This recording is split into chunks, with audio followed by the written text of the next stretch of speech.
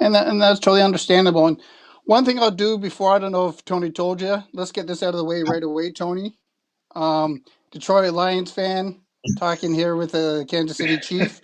Thing Yeah, is, we've been through. Yeah, we went through the week 3 showdown and the rest of the season for them. Yeah. Sore subject. yeah, and that's something. But I guess not to saying you being the guest, Ryan. I know you're the second longest drought right now, Tony. But you guys got 4 Super Bowls. They got 2, right? We don't have any. We have championships. We got the world championships. That's right. Yeah. So it's something. And we talked about you being in Kansas City. Talk a little bit about quarantine and training. And I know you just moved into a new house. Can you just talk about that before we get into stuff about Kansas City? Yeah, sure. So yeah, once the season was over, basically we went into our regular off-season program, or I guess whatever you would call it. So guys can leave or stay as they please. A lot of guys have somewhere either in like California, Texas, or Florida that they like to train at. But the facility's open 5 days a week for us if we want to stay here. So usually during the off season, I've been doing that the last 2 years. So when the season was over, I took a little bit of a break, took a vacation. When I came back, started working at the facility. And then the coronavirus epidemic kind of started to begin to get a lot worse, a lot quicker. So they ended up closing down the facility to all players and staff that aren't injured. So we, yeah, kind of had to figure out a plan really quickly on what I want to do for my off-season program. Luckily, I met a personal trainer who lives nearby that has kept his gym, I guess, available for a couple of the players. So he shut down for his regular operational hours for regular people, but we go in at 7:30, 6 days a week in the morning, and a couple of us just get a workout in and get some good cardio in. So I've been able to luckily still be able to work out and get stuff done during this time because I don't have any workout equipment at my house. I'd be either running up and down my stairs or going to the park to do something. And it's something again. We're Tony and I and everybody else. We're not athletes, but it's something totally different to adapt to, isn't it? Yeah, I mean, this is something that worldwide no one really has ever seen before, haven't seen in a long, long time. So there's not really, precautions or things that are set in place, standards for us to follow on how to, deal with a situation like this. So I think, the NFL, just like any other company or any other place in the world, they're kind of going with the flow of things, with safety first in mind for everybody. So we understand that, closing the facility and, everything else being closed in the real world is what's best for everybody and kind of just take it one step at a time as the curve starts to flatten and the numbers are getting lower as far as cases and deaths go. Then we can slowly start reopening. But obviously this is for the best for everybody. Now, us being in Canada, you being in the States, you being Canadian, I know you'd probably talk to mom and dad back in Canada. What's the difference what you hear from what they're saying to what you guys are experiencing in the U.S.? I think obviously our population size is a lot higher, so the numbers are a lot higher. Places like Toronto or Ottawa might be getting it a lot worse, similar to like New York, San Francisco, Miami, like all those big cities that are, very tight and close together versus, me in the Midwest of Kansas and Missouri. We're a lot more spread out and there's more space and, we don't all live in 12-story apartment buildings. So luckily we're able to, get out a little bit more than some of those places. But I think obviously the governments in both countries are different, and their standards of precaution are being used differently. But I think both countries are doing what they can to make sure that everyone's as safe as possible, and every state is on a different plan as far as letting people out go. So you kind of just go with whatever your state or your county is doing, and then just follow that. And it's something I don't know. Again, being a player, NFL player, and what you can say and what you can't say. But when it comes to Trudeau and Trump, two totally different things. Your opinion on what's happening in the states coming from the political point of view, I guess. Yeah, I'm going to tread lightly on this one. But I mean, I think everyone, has like people's best intentions at heart, whether some people want to agree with that or not.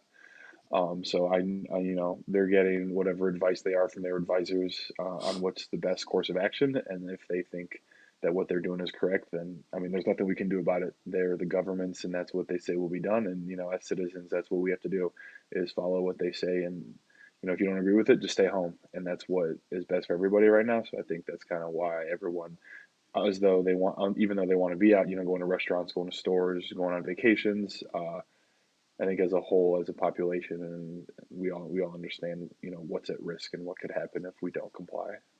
And staying away from the Lysol, right?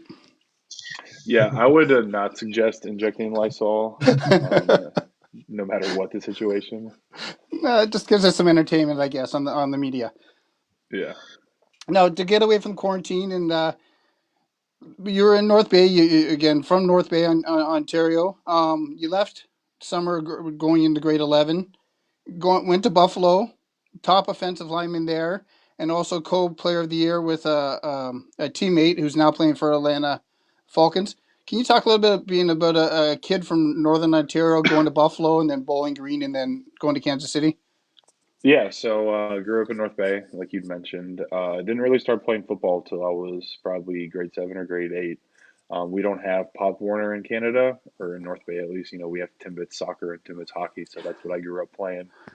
Our first like league is the North Bay Bulldog League, which also has like a professional team, and they had a OVFL team when I was in grade 9.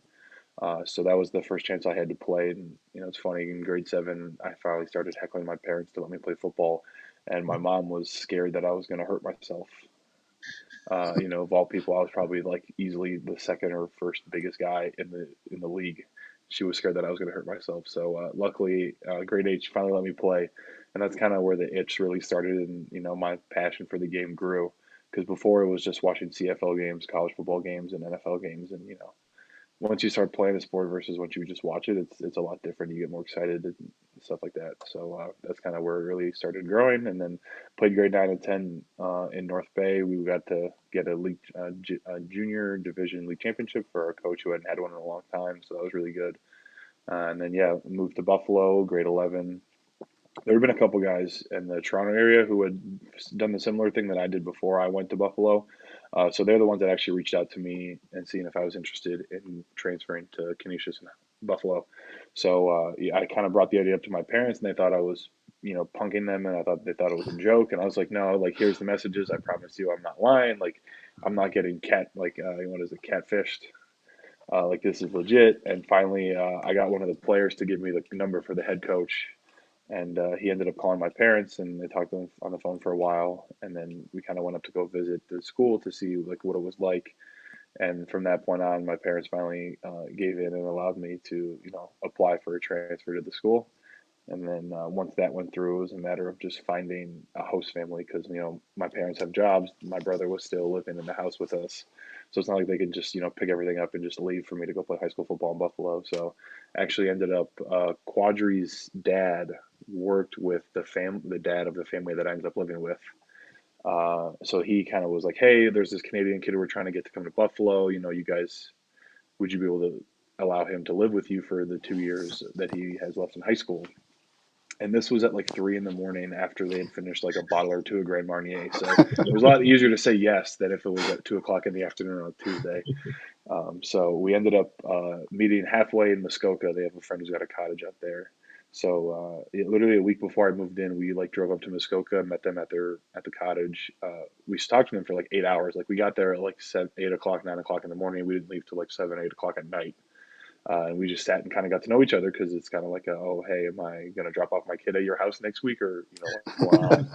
So it definitely was an unorthodox way of going through like a high school transfer, but we're still really good friends with the family. We're probably one of the families we're the closest with out of, all of our family friends. And I talk to them all the time. They have 4 kids of their own. So I was kind of like the fifth big brother because everyone else was younger than me. And, to be able to watch the kids grow up I think 2 of them are in college now. One's about to start college and the other one's in high school. And when I moved in, their oldest was just starting as a grade 9 in high school, and their youngest was like in grade like 3 or 4, I think. So like to see the development of them as kids over the years has been like really awesome to see. And they were able to come to the first game that we played in Jacksonville this year when I was on the active roster, and they've seen a couple of my other games as well. So having their support has been super cool.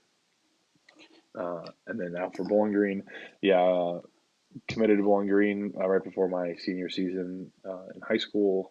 I was telling Tony before we started that I went through 3 head coaches in my 5 years at Bowling Green. So the MAC is a very revolving door of head coaches. So I got to see it right in front of me with three different head coaches in 5 years. But I would choose Bowling Green 10 times out of 10 over again if I could. I mean, the school, the campus, the community is awesome. We got to win two conference championships. You know, I've met some of my best friends I'll have for the rest of my life there.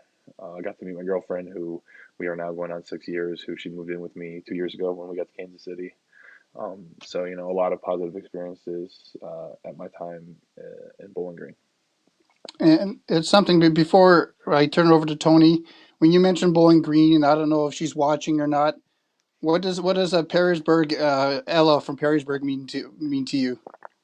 Yeah, so my girlfriend was a special education major at Bowling Green, and there's a program that they have in like schools in the area, like Ohio, Michigan, and like a couple other places called Rally Cap Sports. Is basically an organization that allows for kids with special needs to play in organized sports with each other, and volunteers from the university can volunteer and work with the kids, and you get paired up with a buddy. So Paige had been doing that for like a year or so before I started getting involved. And when I went, Ella was the first buddy that we were given. And so, like, it was both Ellen and I's first day. Paige had already been through this for like a year, so she was preparing me on like what to expect and like how it kind of goes. And yeah, I mean, they started their first session. I think it was my second or third year university, and they had gone every week we had it for the last 3 years of school. And so, her family, the Ibsens, and us are like really, really good friends. Like before the weekend of the draft, Thursday night was for the first round. They had invited me over to their house for dinner, like to play with the kids, just to kind of watch it for a little bit. And so they've been like a really good support system and like really good friends of ours since then. And you know, she'll text me once in a while and say how she's doing, and I'll text her mom and see how things are going with them and stuff like that. And so it was super cool to kind of build a relationship with the family and Ella without even like knowing that it was going to happen. But yeah, they're awesome people. And it is something nice where Tony, again, you here in Sault Ste. Marie, but giving back, right, to the community. Yeah, definitely. No, I think that's one of the greatest things that, as NFL players we can do is, use our platform for positive uses. And a lot of people follow our lives a lot more than they do, regular people. And so to be able to, show to people that, with your free time and whatever it may be, that other people could use some help, or maybe some uplifting, and be able to give back to not just your local community, but like even national organizations or international organizations, whether it be time. It doesn't have to be like a financial donation, can mean the world to these kids, because a lot of times they're unable to play sports in school, and some of their friends, but to see the smile on their face and how excited they get if they score a goal, if they shoot a basket in the net, that outweighs, and like anything I could be doing, like being at home playing Xbox or whatever it may be. So yeah, I've always been a proponent of giving back to the community, and especially with Paige being a special education teacher, the special needs community. So, Tony, I'll turn it over to you for a little bit. And I know you guys talked off of camera, and I didn't make Yep, it there, but I'll turn it that's over to you okay. for the next little bit. Sounds good. So yeah, so Ryan, just growing up in North Bay, obviously football's not number one, right? We talked a little bit about how hockey's the number one sport, probably in North Bay in that area. You talked a little bit earlier about how once you hit grade 8, you really finally convinced your parents to let you play football. Growing up, what kind of led you towards football at that age instead of going towards hockey, and who really inspired you to do that? Yeah, so I actually like started playing hockey when I was like 3 or 4, I think. Like I mentioned, I played Timbits hockey. My dad played like AAA when he was younger, and my brother also played it too, who was 2 years older. So we were kind of like led into that path, not just because we're Canadian, but because my dad played it, and we all loved watching hockey. We loved going to the ODRs, whatever it may be. So yeah, I mean, hockey was my first passion when I was a kid because I played soccer. But you get to a certain point where you're too chunky and it's hard to run around on skates. I can be the goalie and just hang out and cover the whole net. We know that, Tony. Tony? I do, yeah. So, me too. So yeah, I mean, since my first day of Timbit hockey, I loved being the goalie, and from that day forward, I always was the goalie, no matter what. If I played A, I always wanted to be the goalie. So growing up, I played that until I started playing hockey or football in grade 8, and then grade 9. I kind of had to make the decision of, do I want to try out for the AA or AAA hockey team and give up football, which I wasn't ready to do, So made the decision to just stick with the high school football and then try for the high school hockey team because the year before that they had two goalies on the team that were coming back the next year. So I kind of made a risk, like if I don't make the team, then I'm kind of either playing house league hockey or I'm just not going to play. So I luckily made the football team and the hockey team. So both things worked out for me luckily. And then yeah, after my first year of high school, we lost in like the semifinals of the NBA championship. And when I came out of the locker room, my parents will be able to tell you this. The first thing I said to them was, I think I just played my last hockey game because I knew that I love football so much that I wanted to just focus on that. So literally, that was my last hockey game. Was grade nine in like December, or January, whatever it is. But yeah, after that, I kind of just focused on football. Really, my grade nine year, I like came into high school thinking I was like the greatest thing since sliced bread, and didn't really do that well. And my coach had challenged me that he was like, I think you can be a pretty good player, but you got to start working. So that summer, one of the you would call them like North Bay legends, Larry Shepard, is an Olympic weightlifting coach and speed trainer. So I trained all summer with him, and you could tell the difference between the grade nine and grade 10. What the training had done for me, and that's really when I kind of like took off as far as like understanding like maybe my potential, like maybe I could play college football or whatever it is. So that's kind of really what sparked like the drive to to what I'm where I'm at now. That's great. So, coming from Northern Ontario, obviously we've had some unique experiences, and we've life experiences along the way. Growing up in North Bay specifically, how did growing up in North Bay help develop you as a person and into a football player and into the man you are today? Yeah, I think North Bay is not that big of a town, and just it's very like lower to like middle class. So I think seeing like the work ethic of people in the community, especially like my parents, like my dad, uh, has been working at the same mill in Tembec or now Rainier for since he's like 18, and Oh to wow. see him like work up the ranks up to where he is now, like he works. Like he leaves at like 6 in the morning every day and comes back at like 6 at night. But even when he's home, he's always working on his laptop, spreadsheets. He's always answering the phone. So I think like seeing how people work in the real world, like really kind of set in my mind, like, okay, this is how it needs to be, when I grow up and when I become an adult and I have a job. And everyone knows like how hard you have to work to make it to be a professional athlete. And so I think that definitely helped like instill like a work ethic. And we were never given anything in life like all my parents actually when he went to me and my brothers, hockey tournaments in Ottawa or Toronto or like getting new pads because everyone knows being a goalie is not the cheapest. Yeah. So they had to Absolutely. work for everything that we had, and I think you don't really like understand that until you become older and you start buying your own apartment like or your house or a car. And like now that I'm older and you like look back on your childhood, you understand that they really did whatever they could to make sure that we had what we needed. And luckily I'm in a position where I'm able to help out my parents, with stuff like that. So it's pretty That's cool great. to, reflect on growing up Yeah. in North Bay. And I mean, I loved it there. We had a cottage. I mean, sure, there's a lot of snow and it gets cold, but, there's a lot of fun stuff to do in the area. Yeah, absolutely. So you talked a lot about, I was going to talk a little bit about Bowling Green, but we've already kind of talked about that. So this is a question I was wondering too, and I think people might think the answer is obvious, but I don't know, maybe not so much. So I wanted to know, what did you find as the biggest adjustment as a football player? Did you find your adjustment from moving from high school in Canada to high school in the States, or from going to high school to Division One? Or from going to Division One to the NFL? What did you find as the toughest adjustment for you and the toughest move? Yeah, I think I had like a similar development in all three phases. So like when I went from North Bay to Buffalo, yeah, I was feeling pretty confident, like, oh, here I am in the U.S. playing U.S. football. But again, like my parents and the Sabudas, the family I lived with in Buffalo, will be able to tell you the story. Like after the first or second day of training camp in Buffalo, I'd come back. One of the coaches had driven me home, and I was so exhausted from practice and dehydrated that like when I stepped out of the car, I literally went into a full body seizure cramp. Like I was like, so my one leg started to cramp, and then the other leg, and then my back. Like I literally was like on the ground in the dirt, like shaking because I was like my full whole body was cramping. So that was like a huge eye opener. Like, okay, this is like the real deal. Like, you need to like get your butt in gear or you're screwed. And then, when we started school, it was a lot different because in North Bay, I went to school in French. So, like, science class, math class, like all the stuff that you're used to saying in French is now in English. So, like, the first 3 weeks of school, I was like failing 6 out of my 8 classes.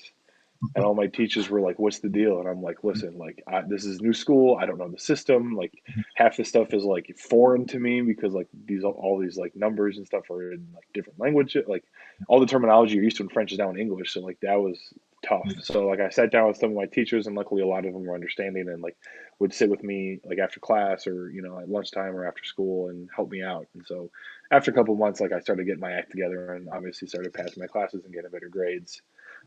And you could say the similar thing with Bowling Green. Once we got to summer training, you always think you're working out hard until like something hits you in the face, and you're like, okay, I really wasn't working as hard as I thought I was. So yeah, we started like summer training in Bowling Green, and for those who don't know, schools can allow certain players to show up early during the summer and take summer classes and train with the team early. So like I think like early June was when we started. So we were on like an 18-day regimen, or 18-hour a day regimen. So like we would get up at 6 every morning, walk across campus to get breakfast. Then we would have class at 8, and then we'd have like another class like 30 minutes after that class. Then we'd have lunch, and then we would have study tables, and then we would have workouts, and then you'd get out of workouts, and then you would have more study tables. So like we didn't get home or back to our dorms after like dinner till like 8 or 9 o'clock at night. So it was like, I mean, and this is like for day one, like you're like, okay, wow, this is no joke. So it was like similar to Buffalo, where like the first couple of days you need to adjust.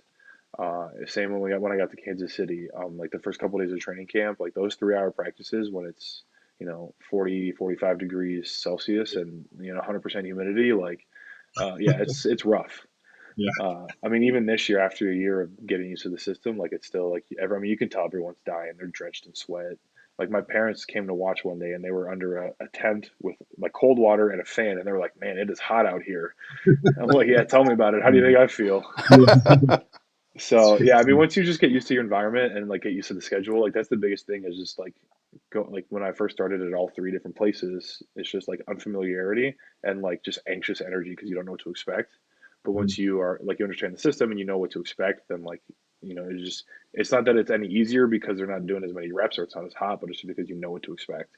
So I Yeah. think like once I got to that point, then I was like, okay, this really isn't as bad as I remember it being. So what about competition wise? Did you find the competition more difficult going from Canada to high school in New York, or did you find the competition harder going from high school to you played Division 1 college Right. football, right? So or from Division 1 to the NFL? Like obvious, I think people would think the obvious answer would be going to the NFL, but just in terms of competition, what did you Yeah. find as the hardest? I would definitely say from college to the NFL. I mean, obviously, like the older guys in college are more developed. They're older. They're stronger. Um, but I really like even like when I was playing, like there really weren't a lot of players where I was like, okay, like I really can't block this guy. I mean, there's a handful, like maybe 10 to 15 guys that like I remember distinctly as being like game wreckers and guys who ended up going in the first round or the second round. But yeah, I mean, in the NFL, I mean, that's just different, man. That's like the 0.01% of the 0.01% Yeah. who are, I mean, like I remember my rookie year, like every day in practice and being on the scout team, I would block like Chris Jones, Justin Houston, D Ford, and this year Frank Clark, Alex Okafor. I mean, these are potential Hall of Fame or guys who are going to play 10, 15-year careers who on Sundays are wrecking shop against Pro Bowl tackles and guards, and they almost seem unblockable. So I think getting used to that and like the level of talent and speed of that was like the biggest adjustment. But obviously, the more you play against them and the better you get, the more confident you get, and after you get past the point of the guy's name, they're just a normal guy, just like you and I. They put their shoes on and their pants on the same way we do, one leg at a time.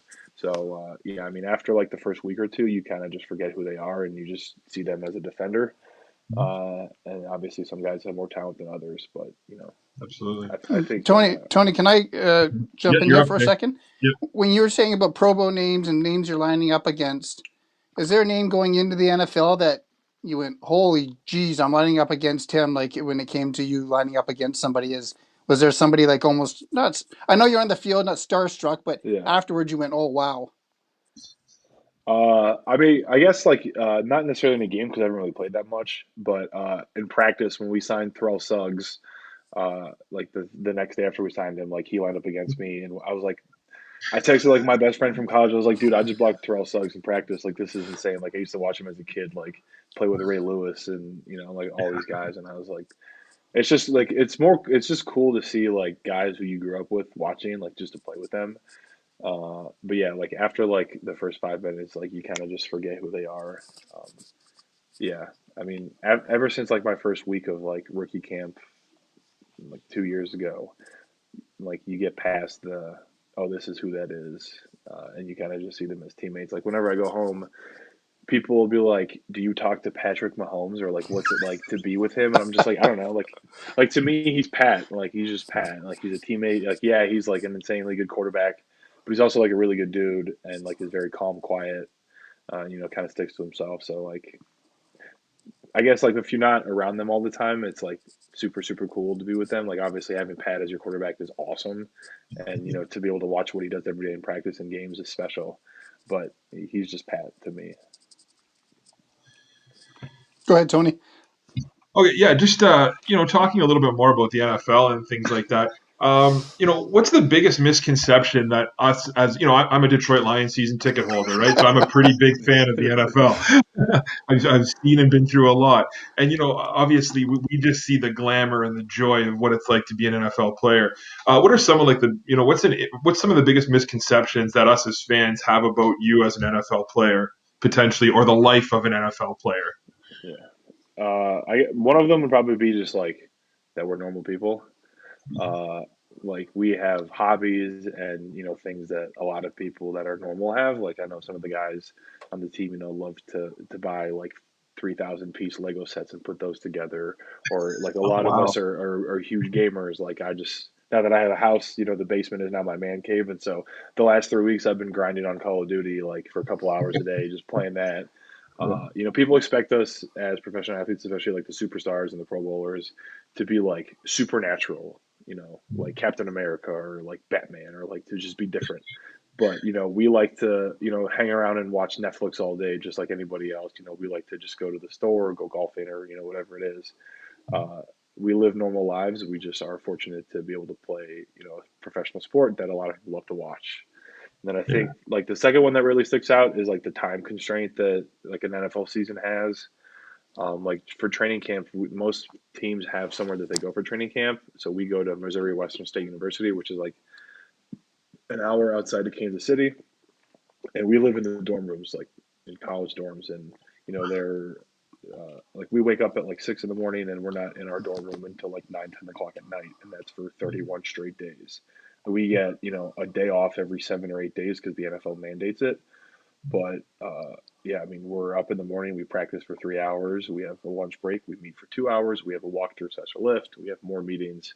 We have dinner, and then we have more meetings, and that's for 30 straight days. When it's 100 degrees outside, and everything hurts, and you're just like, all right, we just got to keep going. We got to keep going. And then even in the season, like we don't have a 9 to 5 5 days a week. 3 or 4 days a week we have longer days. But even when you're not in meetings, in practice, or at the facility, you're at home studying film on your iPad. You're, on your off day, you're at the facility, getting treatment, recovering. Like there's never a time where you're not working, unless it's like right after the season where you take, a couple weeks off just because your body has just been through an 8 month NFL football season where it just needs to do nothing for 2 weeks to recover. I mean, I took 2 or 3 weeks off after the Super Bowl and I was right back into training. So, I mean, realistically, your job is 12 months out of the year, 6 days a week. So I've always been fascinated about the process, right? And I know you talked a little bit about the process, and we talked a little bit about this before too. But during the season, what's a typical day? So Tuesday's your off day, correct? Right? Mondays, Tuesdays. the day it depends. Like certain teams do it Tuesdays, but we do it Mondays here in Kansas City. I know the Lions schedule, and their off days are Tuesdays. So, Yeah. but so if what's a typical Wednesday Thursday look like for you? I know you could like just I know you said you start early and you go Yeah. on, but it's meeting practice? Like how does that work? Like what's your typical day like? Yeah. So Mondays are off days. We have practice squad players that they have mandatory lift, and then treatment guys have to go in on Mondays, and then active roster guys they can choose to come in and lift when they want. They can choose to come in and just get in the hot tub. Like their schedule is more flexible. But practice squad players have a mandatory lift. Tuesday, everyone has a lift in the morning, and then we have meetings in the morning. Basically, we'll just watch the game from 2 days ago, and then we will like start installing the plays for the coming week's game. And then after lunch, we're free to go. So it's really from like 8 a.m. to noon. Wednesday, Thursday, Fridays are like longer days. So Wednesdays and Thursdays we have uh, meetings in the morning. We start at like 8. We'll go until like 10:30, and then we have a walkthrough for an hour. Then we have lunch, and then we have practice. And after practice, we have meetings. So we're usually out by like 5:30, 6 o'clock. And then Tuesdays is similar, but we just don't have post practice meetings. So we're out by like 3 or 4. And then Saturdays, the day before, if it's a home game, we have a walkthrough, and then you're able to go home until you have to stay. You have to go to the team hotel. But if it's an away game, after the walkthrough, you get chartered to the airport to fly out to the away Nice. team. So home games, you just get to go home for a little bit before you go to the hotel, and then away games, you just go straight to the airport. That's great. I don't want to get too much into this part, but I'd be remiss not to ask. I'm a little bit fascinated by I was absolutely fascinated by the collective bargaining agreement this year, or the agreement that you guys signed and that you as the players signed. You being a younger guy in your career, it seemed like players in your situation were more for the agreement rather than you hear about the Richard Shermans of the world saying how terrible of it was, but they can afford that, right? Just if you could talk a little bit about your thought process on that, if you are a fan of the new collective bargaining agreement, just your overall thoughts on it, the 17 game schedule, like those types of things. Yeah, I think in a situation where our league isn't ran by the players like the NBA, it's hard for us to get everything we want in a CBA when you're up against 32 billionaires who don't want to give you a penny. I mean, there are employers and we're the employees. I think people forget about that. Is that our owners are the ones who write our checks for our salaries and who pay for everyone who works at the facility. They just see us as, oh, these guys make all this money. Like, why are they being so needy and greedy? But the amount of stress we put on our bodies, I think it's deserved. So I think, obviously we want to have as much of the pot as possible as far as profits and, revenues come from game days and the team, but that's just not how it works. Your employer doesn't give you 100% of the revenue of the company, just because, you're an important part of the puzzle. But I think, obviously having increased minimum salaries, and us getting I think it was 1.5% more of the revenue of the NFL for the season is obviously a great step in the right direction. It's a difficult position to be in because they can pay the lawyer fees for as long as they want, but someone in my position who my first year I was on practice squad and I was only on active roster this year for what 8 or 9 weeks out of the 22 or 23 we had. I need a paycheck. I don't have $100 million in the bank account sitting, growing in investments. I need my OTA check every week to make sure that I can pay for rent, pay for groceries. Yeah, So that's another thing is difficult is like, you have the people who make the 20 to $40 million a year who say, no, we want 100% of the pot. Yeah, well, I don't have the money that you have. I don't have the $1 million house and the $400,000 car that I can sustain to live off of. I've been smart with my money and I've invested probably over 75% of it throughout my 2 years of being in the NFL. But, for me to go from 580,000 minimum to 660,000 for next year is like, I mean, that's $80,000 just because we said yes, we agree on this contract. And there's exactly. obviously some bad things with the CBA, like some guys who were former players are losing some medical benefits and stuff like that. But in any negotiation, especially for a collective bargaining agreement, you're going to have stuff that you don't like, and you're going to have stuff that you do like, and it's just a matter of outweighing. Is the good better than the bad? And Yeah. I think for the greater majority of guys who voted, it was a very close vote, but a lot more guys are in my situation who who need the checks, who are on 1 year contracts, or who are on minimum salaries say, I would rather have the money and the guarantee that we're going to have a season than, risk just having to, sell all my stocks and all my investments to make sure that I can, keep a roof under my head.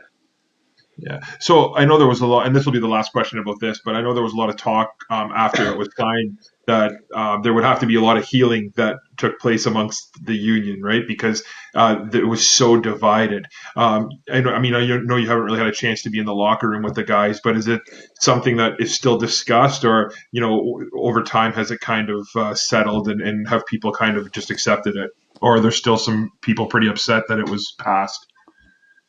I think, we're pretty fortunate and our team has a lot of, the average age of our players is a lot younger than other teams. Some teams have a lot of guys who are, over the age of 32 or 35 who have been through this for a long time.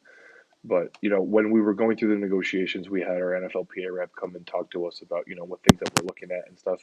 And throughout the coronavirus, like social distancing calls with our reps and whoever our like team leaders were who were in charge of like making sure that we get all the NFLPA information to us, would set up calls or if you had any questions, here's like the contract, or here are all the things that we're looking to amend. If you have any questions, let me know. And it had everything outlined, like everything that was new, everything that was different, everything that was changing. So if you had any questions, the information was in front of you. And I mean, it's like there was like over 500 people who didn't even vote. Exactly. So Yeah. like, I mean, you're kind of looking at not a whole piece of, you're not looking at the whole pie when it comes to, CBA voting. And, if it was that important to them that they would have voted. Like, I think the people who were passionate about what they believed in and what they thought was right voted. And, that shows Yeah. when it came to the result. Absolutely. All right, my last question. I'd be remiss if I didn't ask a little bit about Andy Reid. Andy Reid seems, we see him. I've grown up watching Andy Reid. He just seems like a big, fun-loving guy, but a man of not so many words. Just talk about him just a little bit as a coach. Just his coaching style. Just what you've learned from him, and it must have been real nice to get that Super Bowl win for him finally. Yeah, I think, being it was my second year last year to be a Super Bowl champion. Like like when the game was over, like it just didn't even feel real. Like I didn't even know like how to feel. I just like couldn't stop. Like I couldn't take my hands off my head. I was like, this just doesn't seem right.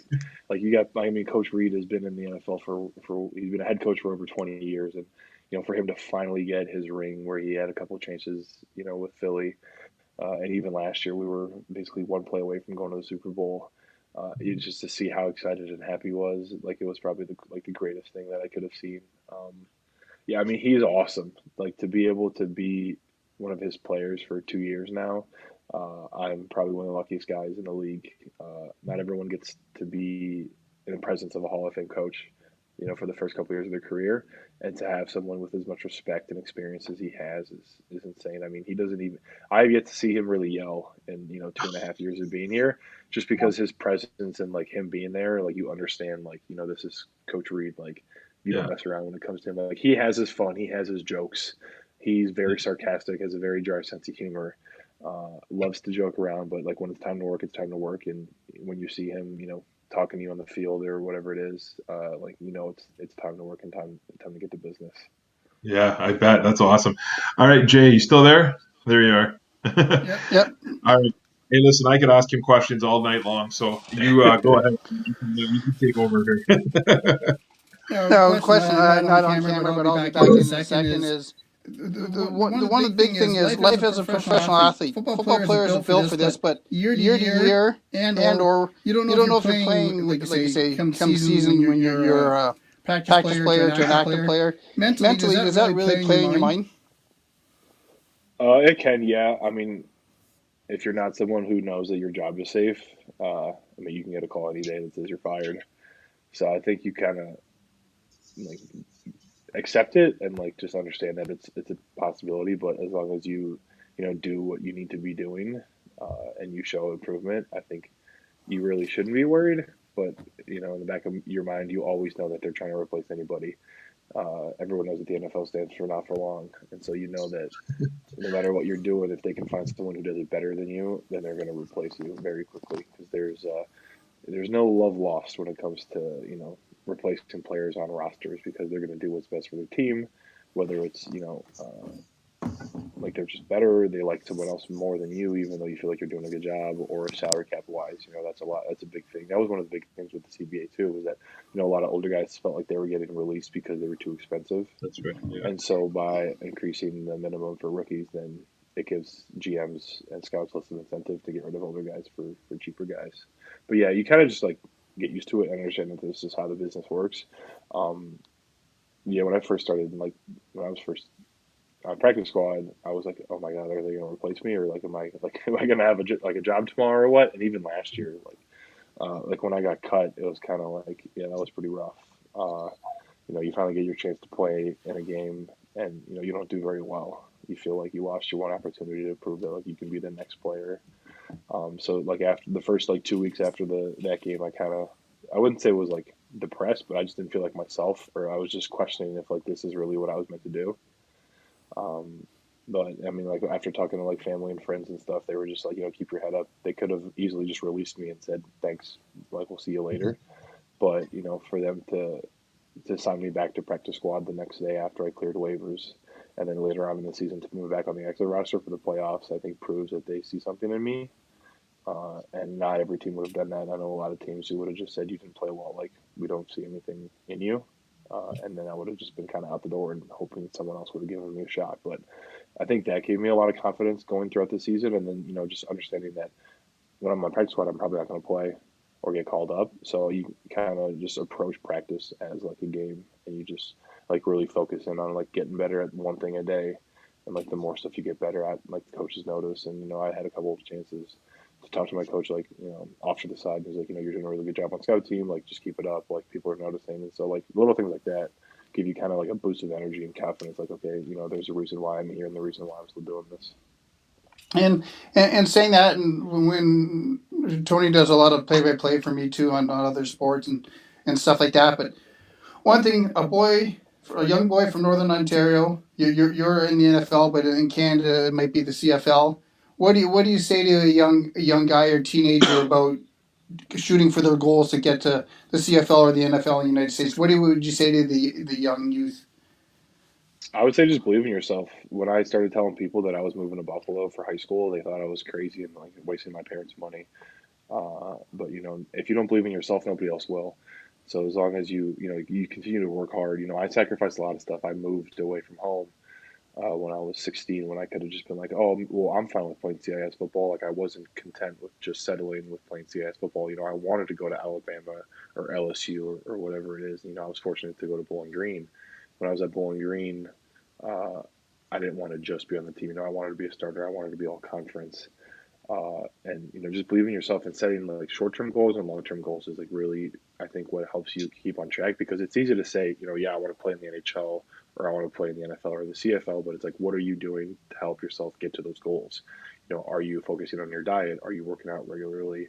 And a lot of times it's tough because you have to cut ties with friends or people who you're really close with, but are not helping you get to that goal.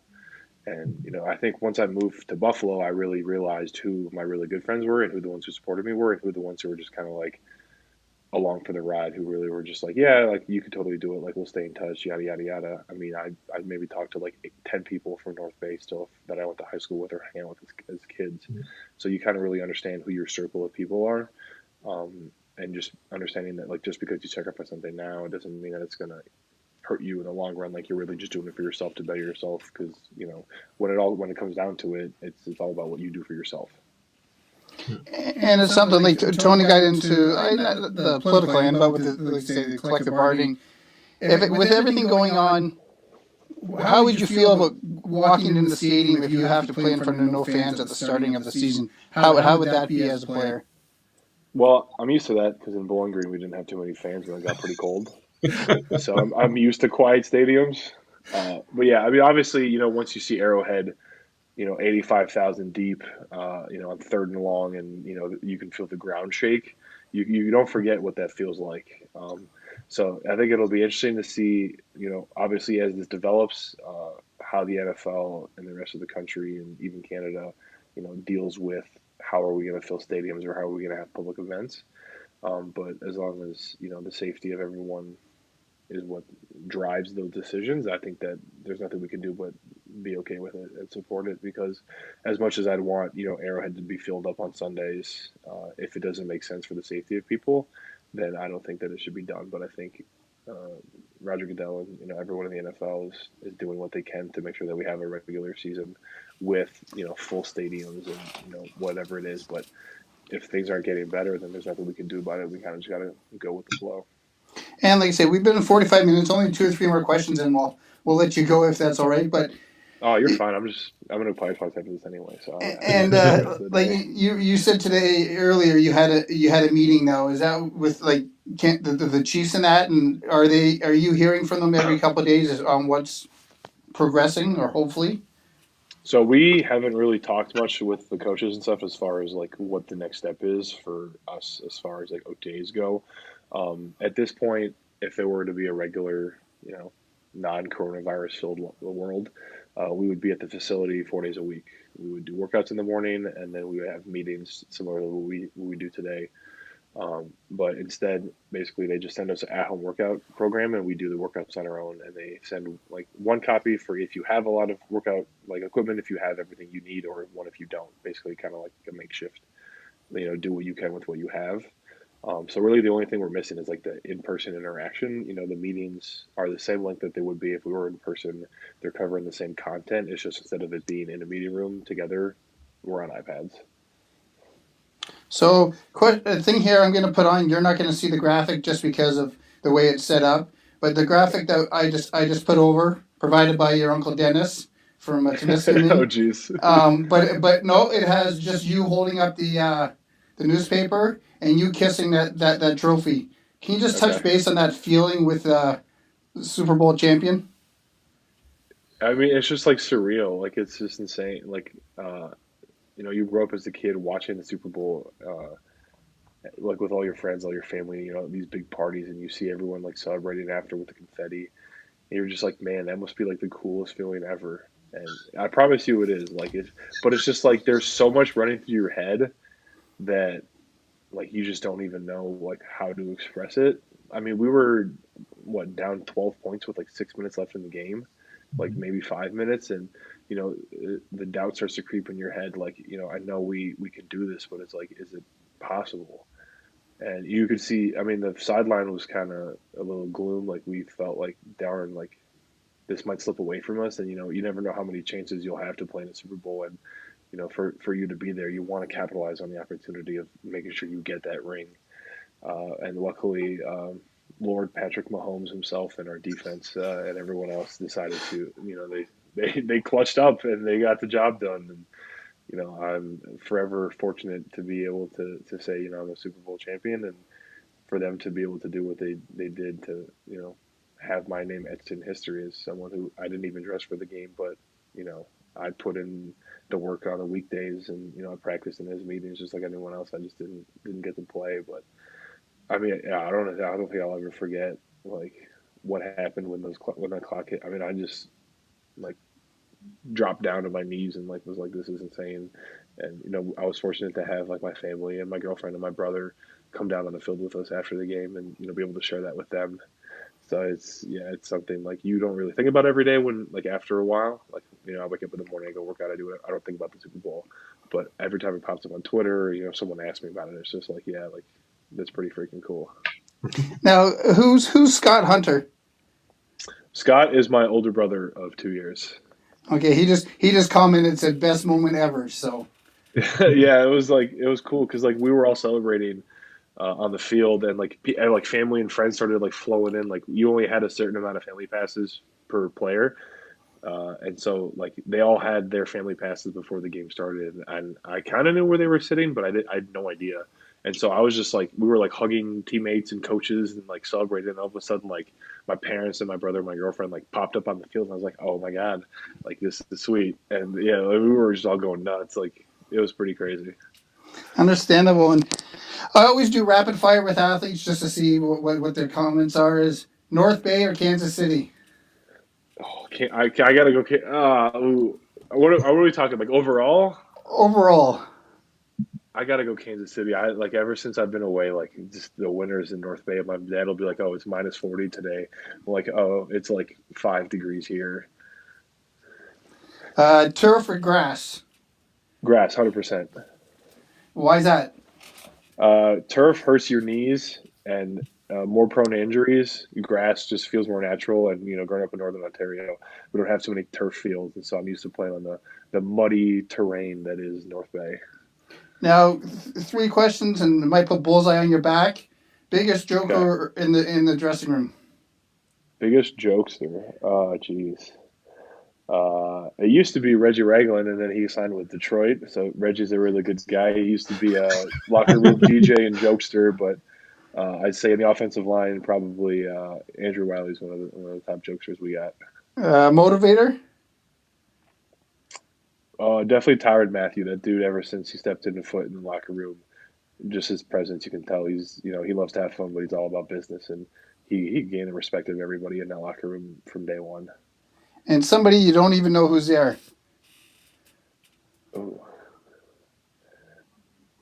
jeez.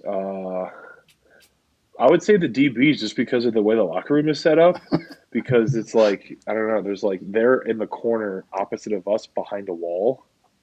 So the only time we ever see them is when we go out to practice all at the same time.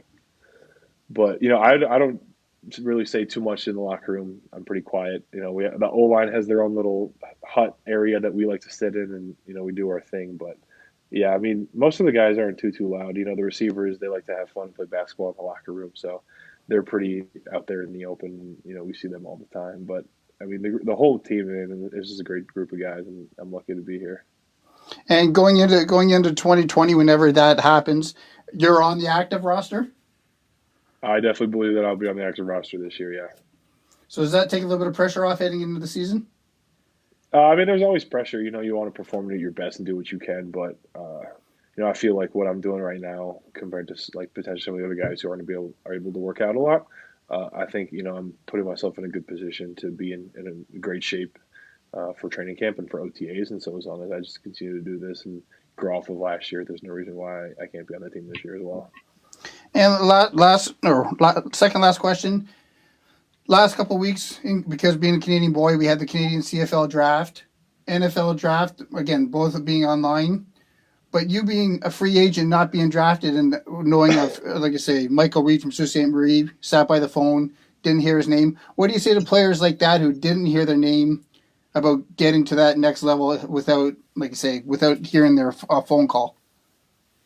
I mean, the only really difference between an undrafted free agent and a guy who gets drafted is you have to basically do a little bit more during training camp to prove that you deserve a spot. I mean, most teams when you get drafted will give you 1 year of like on the active roster, especially if you're like a fifth or earlier round pick. Most teams will guarantee 1 year on the roster, and then anything later than that, there's not a guarantee. You could be practice squad, you could be active, you could get released. So basically, I just use it as a motivator.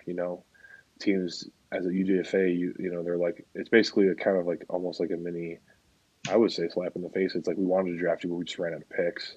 You know what I mean? So like I use that when I went to community camp as I need to prove that I'm better than the guy that they drafted, or I'm better than anybody else here. So it really just gave me like a lot more confidence and belief in myself that I should be here. So I'd say that's just use it as a motivator. And Tony, before I asked Ryan who he would like to give a shout out to. Is there anything you'd like to add? No, I really appreciate a lot of what you said, and I think you talked a little bit about there's no Pop Warner League in North Bay. We have a Sioux Minor football league that we run here in the Sioux that I'm a part of, and what really struck a chord for me was when you talked about giving up hockey to play football.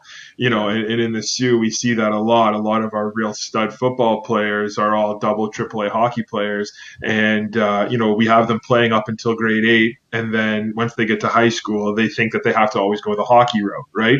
And I think hearing somewhat like a story like what you told about, when you said, I knew this was my last hockey game because there was another route for you to go and another path, I really think that that'll help a lot of kids, and that really struck a chord up here. So I really appreciate you taking the time to do this and to mention that, because I think that's important for kids to hear. And Ryan, who'd you like to give a shout out to? And who's helped you along the way? I guess I know we could be here for a while, but what's the ones you'd like to give a shout out to? I'll try to keep it as short as possible while not forgetting anybody. Obviously, my parents for everything that they did for me, over the years. My brother, who even though he was older than me, like always was there for supporting me, whether it was camps or high school, college, NFL. We've gotten like really, really close over the years. Girlfriend Paige for, moving to Kansas City and everything that she's done for me and for us. My uncle Dennis, who probably might be my biggest fan. Anytime there's an article I think so. or there's a photo, in the Kansas City photographer takes and posts, he's the first one that's the first notification I see when I got into practices. Dennis LaCourse has tagged you in a post, and I'm just like, oh, what did they put about me today? I think one of my best friends, Clark, is listening to the podcast, so give him a shout out. And then, any trainer, coach, teacher that I've had over the years who have believed in me and, said, you can do this, who have helped, get me motivated throughout the process. I mean, I could, name so many people, the Savudas and the Ibsens, of course, as well. Without them, I would not be here. I mean, there's so many people that have helped me throughout the process that I wish I could, thank, but like you said, we'd be here all day. Well, I can't thank you enough for taking the time, and I'm going to thank Dennis again for putting us in touch for you to come on, and be nice to do it again when you raise a trophy, maybe again this year if it could happen. Yeah, definitely. Let me guys know. I'd love to come back. Well, thank you, Tony, and thank you, Ryan. Thank you, guys. Have a good one.